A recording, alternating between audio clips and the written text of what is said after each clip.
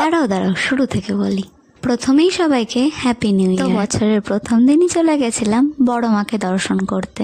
Basically সেভাবে কোনো plan ছিল না, কিন্তু যখন ফ্রেন্ডরা বললো যে 1 জানুয়ারির দিন বড় মাকে দর্শন করে আসি, তো আমি আর না বলি কি করে, তাই জন্য চলে গেলাম। বছরের প্রথম দিনই সকাল সকাল উঠে ট্রেন ধরলাম এবং আমরা যথারীতি 10টার মধ্যে নৈহাটি পৌঁছেও গেলাম। কিন্তু আমরা এটা এক্সপেক্ট করিনি যে এতটা পরিমাণে ভিড় হবে। এতটাই ভিড় ছিল যে আমাদের 4টে বেজে গেছিলো পুজো দিতে দিতে, আর ভীষণ লম্বা লাইন ছিল।